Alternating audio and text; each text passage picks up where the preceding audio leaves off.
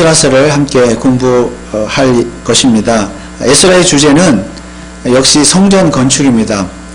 BC 586년에 남유다 왕국이 바벨론 제국에 의해서 완전히 멸망을 당했을 때 나라도 멸망했고 그리고 예루살렘에 있었던 성전도 불타서 사라졌습니다. 그리고 많은 사람들은 바벨론의 포로로 잡혀갔습니다. 그리고 나서 지금 이 에스라의 시점은 약 50년이 지난 때였습니다. 그 사이에 바벨론 제국은 페르시아 제국에 의해서 멸망을 당해서 이제 이 이스라엘 땅 유다는 페르시아의 지배를 받게 되었습니다. 물론 이스라엘뿐만이 아니라 주변의 모든 나라들이 이 페르시아 제국의 지배를 받고 있던 시대였습니다. 그리고 그 페르시아 제국의 초대 왕이 누구였는가 하면 바로 고레스 왕이었습니다. 그런데 고레스 왕은 마음이 참 너그러운 왕이었습니다. 이전의 왕들은 참 무자비했는데 이 고레스는 너그러운 왕이어서 포로로 잡아온 이 포로들 그리고 자신이 정복했던 그 지역의 백성들에게 굉장히 많이 자비를 베풀었던 호의를 베풀었던 왕이었습니다. 특별히 이 고레스 왕은 이 각자 나라의 민족의 사람들이 믿었던 신들을 다 존중하고 그 신들을 믿으라고 허용을 해 주었습니다. 그래서 이 지금 유다의 포로들, 이스라엘의 포로들도 이 바벨론에 이 페르시아 잡아갔던 포로들도 다 풀어주죠. 다 풀어주면서 너희들 나라로 가서 너희들 신을 섬겨라. 마음껏 섬겨라. 예루살렘에 성전도 짓고 마음껏 너희들의 신 하나님을 섬기라고 그렇게 허락을 해 주었습니다. 물론 여기에는 정치적이고 경제적인 계산이 깔려 있었습니다. 즉 일종의 미끼인 셈인데 유다 백성들이 이 포로들이 가장 원하는 것을 들어주면 그들이 더 이 왕에게 고레스에게 충성을 할 것이다. 이런 계산이 깔려 있었던 것입니다. 아무튼 이제 유다 백성들은 그들의 조국에 돌아가서 성전을 지을 수 있게 되었는데 이때는 앞서 말씀드린 것처럼 유다 왕국이 바벨론에 의해서 멸망된 지 약 50년이 지난 때였습니다. 그런데 이 사실 유다의 포로들에게 있어서는 성전 건축은 사실 불가능한 일이었습니다. 지금 나라도 망했지요. 게다가 많은 사람들이 포로로 잡혀갔는데 그 중에 지도자들, 유다의 지도자들 그리고 똑똑한 사람들, 이 똑똑한 사람들은 다 포로로 잡아갔습니다. 그러니까 이런 상황 속에서 성전을 다시 짓는다는 것은 상상도 할 수 없는 일이었습니다. 나라도 없고 땅도 없고 돈도 없고 사람도 없는데 무슨 수로 성전을 다시 짓겠습니까? 그러나 하나님에게는 아주 쉬운 일이었습니다. 실제로 하나님은 그 일을 행하셨습니다. 1절 3절 말씀을 보니까 고레스 그 왕의 마음을 감동시켜서 유다 백성들이 자기 땅으로 자기 나라로 돌아가게 하셨고 예루살렘 성전을 짓도록 그렇게 하셨습니다. 하나님이 이렇게 하셨죠. 고레스 왕의 마음을 감동시키셔서 하나님이 하셨습니다. 물론 고레스 왕 자신은 정치적인 경제적인 그런 이해관계 때문에 계산적인 어떤 그 정치적인 계산 때문에 유다의 포로들을 해방시켜 줬지만 그의 마음을 움직이신 분은 바로 하나님이셨습니다. 그런데 고레스는 하늘의 신인 여호와께서 자기의 마음을 감동시켰다. 그렇게 하라고 했다고 그렇게 말했는데 그렇다고 해서 고레스가 정말로 유다 백성들이 믿었던 하나님을 여호와 하나님을 믿었다는 것은 아닙니다. 다만 자기 자신이 고레스 왕이 믿었던 신이 있었는데 그 신이 자기에게 그렇게 해준 것을 유다 백성들의 마음을 사기 위해서 듣기 좋으라고 여호와 하나님이라고 살짝 바꿔가지고 하나님이 나에게 그렇게 너희들 풀어주라고 하셨다. 이렇게 말을 했던 것입니다. 그러나 어쨌든 고레스 자신이 어떻게 생각하든지 간에 그의 마음을 움직이시고 감동시키신 분은 바로 하나님이십니다. 이처럼 하나님은 하나님의 뜻을 이루시기 위해서 세속 국가의 왕들의 지도자들의 마음도 움직이십니다. 그래서 오늘날 이 시대에도 마찬가지입니다. 오늘날에도 하나님께서는 하나님을 믿는 하나님의 백성들의 마음만 움직이시는 것이 아니라 안 믿는 사람들도, 세속 국가의 지도자들도 그들의 마음을 다 움직이시는 줄 믿습니다. 하나님의 뜻을 이루시기 위해서 그렇게 하시죠. 조만간 미국과 북한이 또 정상회담을 한다 그러고, 또 그 전에 한국과 북한도 정상회담을 한다 그러죠. 그 지도자들의 마음, 하나님을 믿든지 안 믿든지 불신자이든지 그 마음을 움직이시고 감동시키시는 분 하나님이시라는 것을 우리가 믿고, 그 지도자들 위해서 또한 우리가 기도해야 될 줄 믿습니다. 자, 그러면 하나님께서는 왜 고레스로 하여금 그런 명령을 하게 하셨습니까? 오늘 본문 1절의 말씀을 보면 예레미야의 입으로 하신 말씀을 응하게 하려고 그렇게 하셨다. 예레미야가 했던 말씀을 응하게 하기 위해서 하나님이 고레스의 마음을 감동시켜주셨다. 그렇게 기록을 하고 있습니다. 그러면 예레미야의 입을 통해서 하신 하나님의 말씀은 무엇입니까? 예레미야 29장 10절에 보니까 이렇게 기록되어져 있습니다. 나 여호와가 이같이 말하노라. 바벨론에서 70년이 차면 내가 너희를 권고하고 나의 선한 말을 너희에게 실행하여 너희를 이곳으로 돌아오게 하리라. 그러니까 하나님께서 지금 바벨론의 포로로 잡혀가지만 이제 잡혀갈 것이라고 했죠. 예레미야 선지자를 통해서. 그러나 70년이 되면, 70년이 차면 다시 이 땅으로 불러올 것이다. 돌아오게 할 것이다. 이것이 하나님께서 예레미야 선지자 입을 통해서 하셨던 말씀입니다. 다시 말하면 하나님의 원래 계획은 포로로 잡혀가지만 포로 귀환을 하는 것이고, 그들을 통해서 성전을 다시 건축하는 것이 원래 하나님의 뜻이었습니다. 그러면 왜 하나님의 원래 계획이 그런 것이었습니까? 그것은 오래전 솔로몬 왕이 성전을 건축할 때에 맺었던 언약 때문이었습니다. 그리고 그 이전에 시내산에서 모세와 맺었던 언약, 그리고 더 거슬러 올라가면 아브라함을 통해서 아브라함과 함께 맺었던 언약, 그 언약 때문에 하나님은 그들을 포로 생활에서 돌아오게 하신 것입니다. 하나님께서 영원토록 이스라엘의 하나님이 되어주시고 이스라엘 백성은 영원한 하나님의 백성이 되어준다고 하는 하나님과 이스라엘 백성과의 그 관계, 뗄래야 뗄 수 없는 관계, 그게 언약 관계죠. 자, 그 언약 때문에 지금은 비록 그들의 죄 때문에 바벨론에 잠시 포로로 잡혀가게는 하셨지만 하나님은 그 언약을 결코 잊지 않으셨고 그 언약을 다시 지키시기 위해서 그 포로들을 다시 불러들여셨다, 그 말씀입니다. 그리고 성전을 짓게 하셨습니다. 그래서 하나님은 고레스 왕의 마음을 움직이셨고 그 결과 유다 백성들은 약 100년에 걸쳐서 100년 동안 3차례에 걸쳐서 포로 귀환을 합니다. 대규모 포로들이 3차례에 걸쳐서 귀환을 합니다. 그리고 1차 귀환은 스룹바벨이 인솔을 했고 2차 귀환은 바로 에스라가 인솔을 했고 3차 귀환은 느헤미야가 인솔을 했습니다. 이게 한 100년 어간에 다 일어난 일들입니다.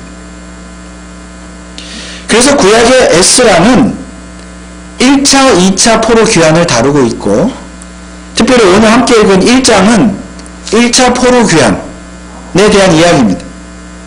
자, 이때가 유다가 멸망한 지 약 50년이 지난 BC 537년경의 일이었습니다.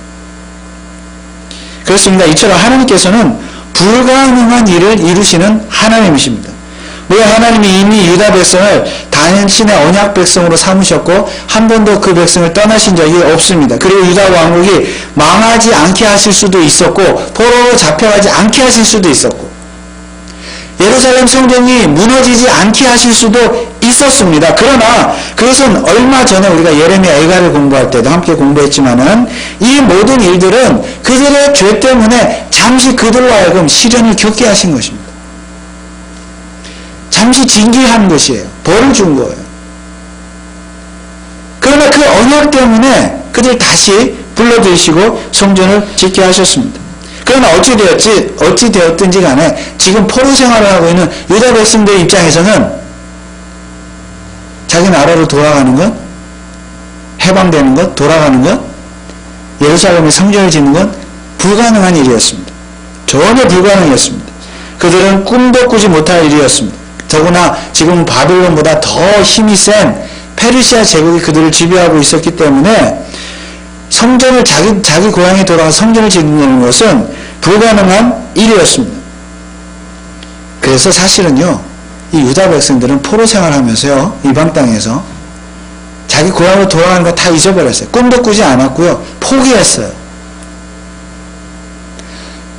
오히려 이방 땅에서 거기에 잘 적응을 해가지고 거기서 행복하게 사는 것이 그들의 꿈이었습니다. 자기 고향 예루살렘 성이 다 잊어버렸어요. 그래서 사실은 3차 예루살렘 포로 귀환을 하긴 했지만 안 한 사람들도 있죠. 왜 안 했겠습니까? 그 땅이 좋으니까, 이방 땅이. 페르시아가 더 좋으니까. 돌아가 봤자 뭐 다 불타고 먹을 것도 없고 살 길이 막막하니까. 대부분의 유다 포로들은 꿈이 없었어요. 아유, 뭐 어떻게 돌아가서 성전을 짓는다? 상상도 하지 못했습니다. 그런데 그 하나님이 일하심이 참 신기하죠. 그 왕의 마음을 감동시켜서 가라, 가서 성전을 지어라. 그 하나님이 일하시니까 모든 일이 진행이 되는 것이죠. 그리고 유다 백성은 하나님 언약을 그제서야 생각을 한 것이 맞다. 하나님 우리 하나님이시지. 그래서 하나님이 일하기 시작하시니까 유다의 포로들 역시 일하기 시작했습니다. 오늘 5절 말씀해 보니까 이에 유다와 베냐민 족장들과 제사장들과 레위 사람들과 무릇 그 마음이 하나님께 감동을 받고 올라가서 예루살렘 여호와의 전을 건축하고자 하는 자가 다 일어나니. 다 일어났다는 말은 이제 조국으로 돌아가서 성전을 건축할 꿈이 생겼다, 그 말씀입니다. 그래서 마음의 준비를 한 것이죠. 다 일어났다. 마음과 뜻을 같이 해서 가서 성전을 건축하자. 그리고 1차로 포로 귀환한 인원이 약 5만 명이 되었습니다. 5만 명에 달하는 이 유다 백성들이 스룹바벨의 인도하에 고향으로 돌아가게 되었습니다. 그리고 그들은 곧 바로 성전 건축을 시작했는데 사실은 아무 돈도 없고 재료도 없었지만 하나님께서는 그것조차도 채워주셨습니다. 오늘 본문에 보니까 고레스 왕이 너희 나라로 돌아가라, 성전 건축하라 하면서 또 뭐까지 명령을 하고 있습니까? 바벨론 페르시아 지역에 살고 있는 사람들, 다른 유다 백성들 뿐만이 아니라 다른 이방의 민족들에게도 동일한 명령을 해요. 어떤 한 가지 명령을 하는데 무엇입니까? 지금 유다 땅으로 돌아간 이 포로들에게 주라. 뭘 주라고요? 뭐 필요한 것들 다 주라. 금이든 은이든 돈이든 주라. 짐승까지 주라. 이렇게 명령을 하죠. 그래서 이 사람들이 자기 땅으로 돌아갈 때 그 주변에 있던 그 뭐 다른 나라 민족의 포로들도 있었을 테니까요. 또 거기로 돌아가지 않는 유다 백성들. 너도 나도 필요한 것을 주는 거예요. 금은과 또 짐승도 주고 먹을 것도 주고 돈도 주고. 마치 애굽에서 과거에 이스라엘 백성들이 모세 인도에 나올 때 애굽 사람들이 다 줬다 그랬잖아요. 또 그거 준 것 가지고 이스라엘 백성이 뭘 했습니까? 광야에서 성막을 짓는데 유용하게 사용했습니다. 똑같은 상황이에요. 주라. 왕이 명령하니까 다 주는 거예요. 줘가지고 참 그것도 하나님의 은혜지요. 사람들의 마음을 움직여서. 그래서 이것도 주고 저것도 주고 하니까 그런 것들을 다 가지고 가가지고 예루살렘 성전을 짓는데 큰 도움이 되었단 말씀입니다. 근데 또 이 고레스 왕이 또 한 가지 한 것이 무엇이 있습니까? 게다가 옛날에 50여 년 전에, 약 50년 전에 바벨론이 예루살렘 성전을 멸망시킬 때 빼앗아갔던 성전의 기물들, 금과 은으로 만들었던 그릇 같은 거, 이런 기물들 있잖아요. 이런 것들 다 자기네들 나라로 빼앗아갔는데 그것을 다 돌려줬어요.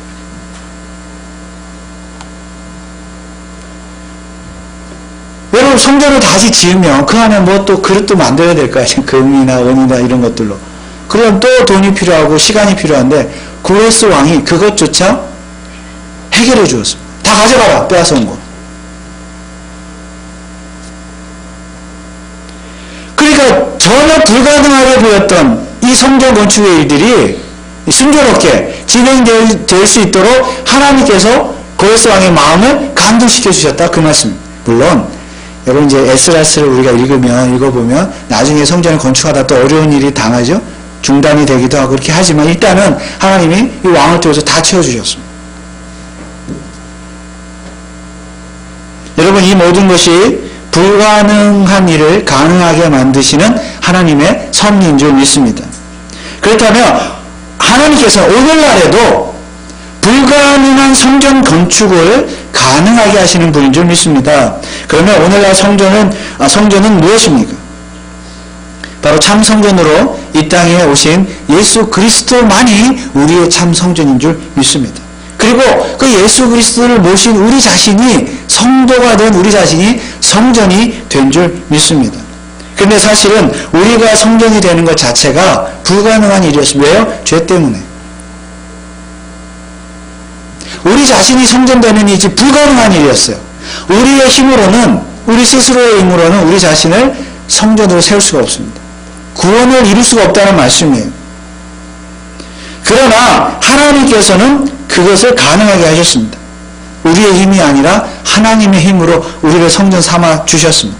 우리를 구원시켜 주셨습니다. 아담 이래로 모든 인간은 죄로 말미암아 타락을 했으며 하나님을 모시고 살 수 없는 죄인이 되었습니다. 그런데 그 죄인이 다시 하나님께 나아갈 수 있는 길을 열어주셨으니 바로 예수 그리스도를 믿는 믿음이었습니다. 예수 그리스도를 믿는 믿음으로만 우리는 하나님께 앞에 나아갈 수 있게 되는 것입니다. 그래서 이 세상의 모든 죄인은 예수 그리스도를 통해서만, 예수 그리스도를 믿음으로만 구원을 받고 하나님 앞에 나아갈 수 있으며 그 예수를 마음속에 모신 자가 바로 성전이 되는 줄 믿습니다. 그리고 이 일이 결코 우리 인간 입장에서는 불가능한 일이었습니다. 아니, 우리는 죄인이었을 때는 스스로 죄인인지조차도 몰랐습니다. 하나님의 존재도 몰랐습니다. 그러나 그 불가능한 일을 하나님께서 해주셨습니다.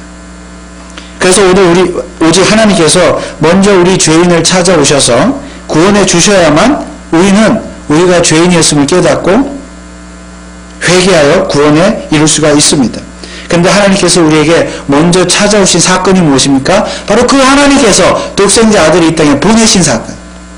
십자가에 죽으시고 부활하신 그 사건. 그것은 바로 우리를 만나주시기 위해서, 우리를 구원하기 위해서, 우리를 성전 삼기 위해서 하나님께서 그렇게 먼저 하신 줄 믿습니다. 그러므로 예수를 이 땅에 하나님께서 보내신 이유는 무엇입니까?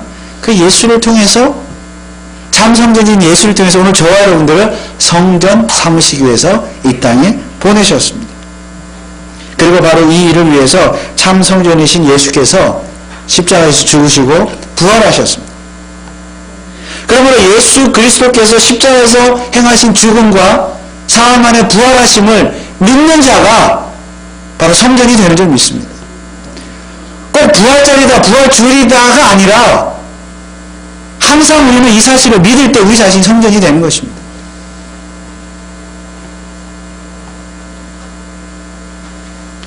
에스라의 설교를 제가 준비하면서 어떤 목사님의 설교를 들었는데, 그 목사님은 오늘 에스라 본문 1장을 가지고, 이 본문을 가지고 이렇게 설교했습니다.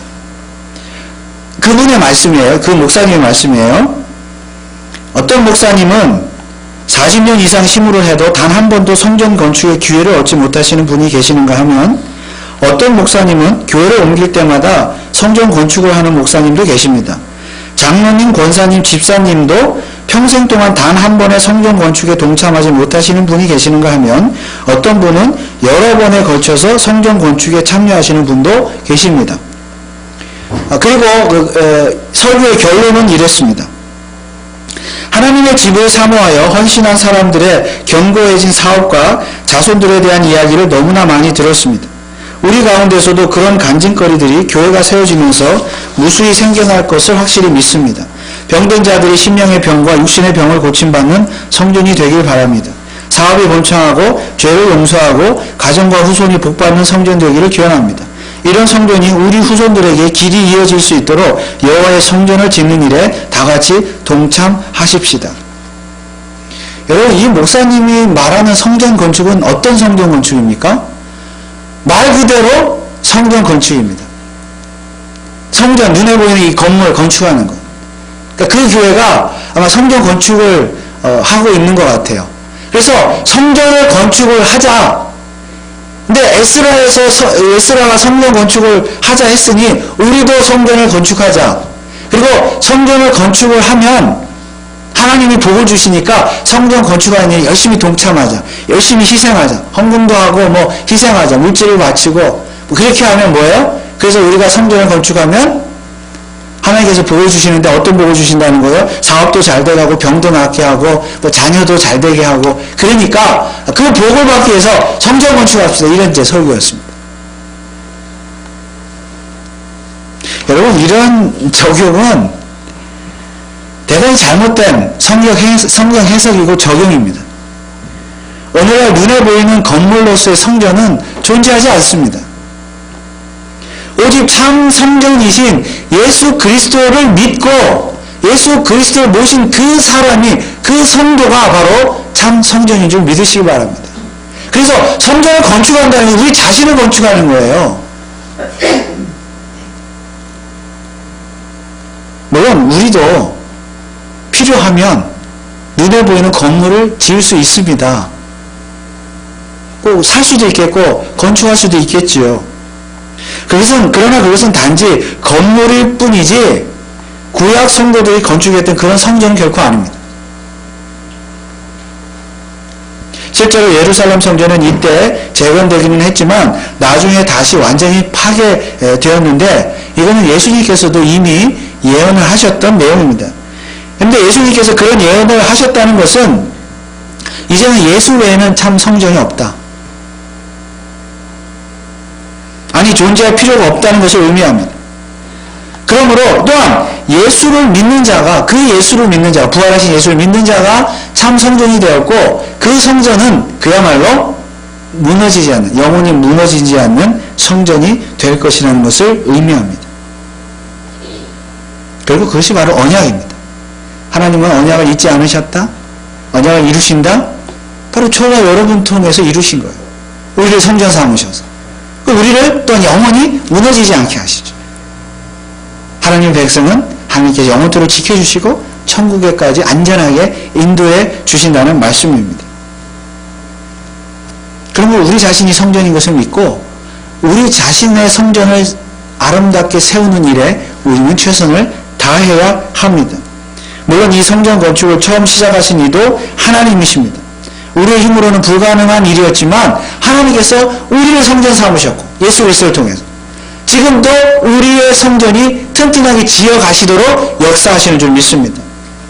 그리고 하나님께서 그 성전이 아름답게 마무리되어질 수 있도록 역사하시는 줄 믿습니다. 빌립보서 1장 6절에 너희 속에 착한 일을 시작하신 이가 그리스도 예수의 날까지 이루실 줄을 우리가 확신하노라. 그러므로 우리 자신의 성전을 짓는다는 것은 도무지 구원의 가능성이 없던 나 같은 죄인의 하나님께서 일방적으로 구원해 주신 하나님의 은혜를 생각하며 감사하며 사는 것입니다. 그래서 성전 건축이에요. 그리고 그것은 구체적으로 우리의 교회, 여러분의 교회를 바로 세우는 일입니다. 그래서 성전 건축이란 결국 교회를 바로 세우는 것이에요. 그러면 우리는 어떻게 교회를 세울 수 있습니까? 오늘 다시 5절 6절 말씀을 보면 이에 유다와 베냐민 족상들과 제사장들과 레위 사람들과 무릇 그 마음이 하나님께 감동을 받고 올라가서 예루살렘 여호와의 전을 건축하자 하는 자가 다 일어나니 그 사면 사람들이 은그릇과 헌금과 기타 물건과 짐승과 보물로 돕고 그 외에도 예물을 즐거이 드렸더라. 한마디로 온 성도가 다 한 마음으로 다 같이 일어나는 것. 다 함께 일어나서 마음과 뜻을 하나로 모으는 것이 바로 교회를 세우는 일이고 그것이 바로 성전 건축하는 일입니다. 왜냐면 우리 자신이 성전이니까 저와 여러분들이 모여서 각각의 성전들이 모여있는 이것이 교회잖아요. 성전 건축은 결국 교회를 건축하는 것이고, 교회를 건축하는 것은 결국 모든 성도들이 마음과 뜻을 같이 하여 다 같이 일어나는 것입니다.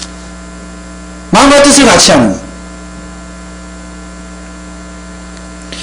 그래서 에베소 2장 20절에서 22절 말씀에 사도 바울이 이런 말씀을 하고 있습니다. 너희는 사도들과 선지자들의 터 위에 세우심을 입은 자라 그리스도 예수께서 친히 모퉁이 돌이 되셨느니라. 그의 안에서 건물마다 서로 연결하여 주 안에서 성전이 되어가고, 성도들이 성전이 되어 하나가 되어 주 안에서 성전이 되어간다. 너희도 성령 안에서 하나님의 거하실 초소가 되기 위하여 예수 안에서 함께 지어져 가느니라. 그래서 우리 자신들이 마음과 뜻을 같이 주의 일을 이루며 하나님의 뜻을 이루며 하나님의 영광을 드러내는 이 모습이 바로 성전 건축의 모습인 줄 믿습니다. 그런데 이처럼 성전을 짓기 위해서는 먼저 하나님의 말씀에 의한 감동이 있어야 합니다. 오늘 이 사람들이 보니까 하나님의 감동되었다 그랬죠. 하나님에 의해서 감동되었다. 그래서 다 일어났다. 그들은 과거의 언약을 기억했을 것입니다. 모세의 언약, 아브라함의 언약, 구약의 율법들, 비록 포로 생활이었지만 그 하나님의 율법 마음에 감동이 되니까 이 고레스, 하나님께서 고레스 왕을 통해서, 이방 왕을 통해서 역사하시는 그 하나님의 섭리, 역사에도 감동을 받고, 그리고 성전을 지어야 되겠다. 다 일어났습니다. 마음과 뜻을 같이 했습니다.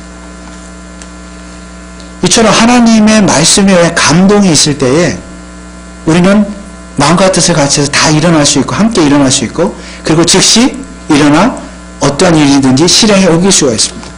그들은 다 일어나서 유다 땅으로 갔습니다. 성전을 건축했습니다. 그들이 하나님의 말씀에 감동을 받아 다 일어나서 즉시 실행에 옮기니까 그들이 예상하지도 못했던 도움의 손길도 있었지요. 그 왕의 명령을 통해서 필요한 물질들 하나님 다 채워주셨습니다. 그러므로 하나님께서는 우리가 하나님 말씀에 감동함을 받고 하나님 말씀을 사모하고 그 말씀에 감동함을 받을 때 우리가 전혀 예상치도 못했던 환경이나 사람들을 통해서도 하나님의 뜻을 하나님 이루시며 하나님의 교회를 세워 가시는 줄 믿습니다.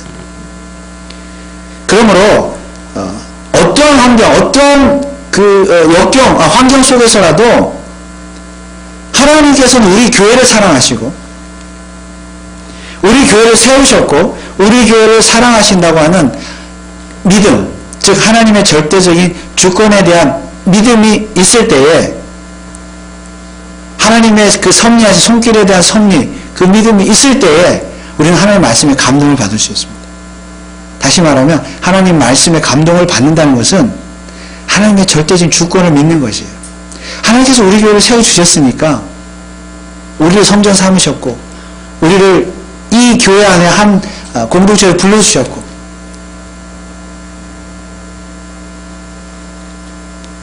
하나님께서 지금도 우리 교회를 통해서 하나님의 뜻을 이루어 가신다는 그 믿음, 하나님의 절대적인 주권과 섭리를 믿을 때에, 진짜 믿을 때에 어떠한 하나님의 말씀이든지 우리에게 주어질 때 감동이 되는 줄 믿습니다.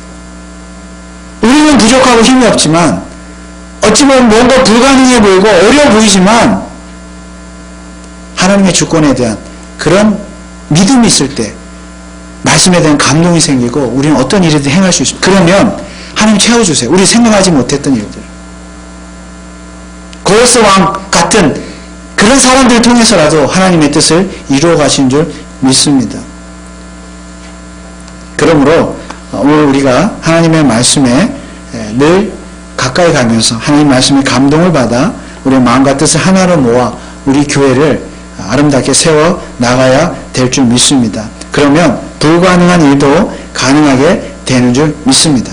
그러므로 바라기는 우리 모두가 다 하나님의 절대적인 주권과 섭리하심을 믿고 하나님 말씀에 늘 감동을 받아 마음과 뜻을 같이 하여 한 마음으로 일어나서 하나님의 뜻을 이루어가는 우리 교회 저와 여러분들 되시기를 주님의 이름으로 축원을 드립니다.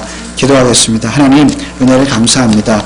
주님, 우리 교회를 세워주신 하나님의 뜻이 있는 줄 믿습니다. 하나님께서 또 예수님께서 성령님께서 우리 교회를 세워주시고 우리 교회를 통해서 이루시고자 하는 하나님의 뜻이 있는 줄 믿습니다. 우리 교회의 존재는 하나님의 절대적인 주권과 섭리 가운데 있음을 믿습니다. 우리 인간의 눈으로 볼 때 부족하고 연약한 것 같다 할지라도 우리가 늘 하나님의 말씀에 감동을 받고 하나님의 주권과 섭리하심을 믿고 나아갈 때에 우리를 통해서 하나님의 뜻을 이루어 가신 줄 믿습니다.